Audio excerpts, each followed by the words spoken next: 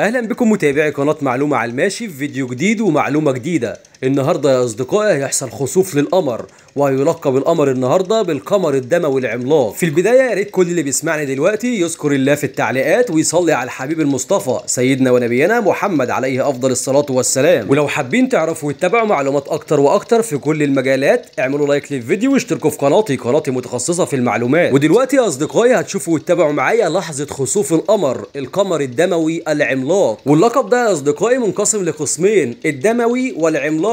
الدموي علشان بيبقى باللون الاحمر، والعملاق علشان بيبقى القمر في مرحله البدر، مرحله الكمال بالنسبه للقمر. وكمان يا اصدقائي لعلم حضراتكم الظاهره ديت اول ظاهره تحصل في 2023، وحبيبك محمد عليه افضل الصلاه والسلام قال عن الخسوف والكسوف: الخسوف والكسوف آيتين من آيات الله، فإذا رأيتم شيئا من ذلك فاهرعوا إلى الصلاة. صدق رسول الله صلى الله عليه وسلم. سواء الكسوف أو الخسوف يا أصدقائي مش مجرد مشاهد وفيديوهات بنشوفها ونتابعها فقط لا غير، دي كلها دلائل على عظمة المولى سبحانه وتعالى. وفي أعزائي المتابعين صلاة الكسوف والخسوف، هقول لكم إزاي دلوقتي تصلوا صلاة الكسوف أو الخسوف. تابعوا معايا الفيديو وصلوا على الحبيب المصطفى، ويا ريت تدعموني بلايك للفيديو عشان الفيديو ينتشر ويوصل لعدد كبير من الناس ويستفادوا بيه. إزاي نصلي صلاة الكسوف أو الخسوف؟ خليكم معايا واحدة واحدة. في البداية تكبيرة الإحرام، تاني حاجة قراءة الفاتحة وسورة طويلة، ثم يركع مع إطالة الركوع،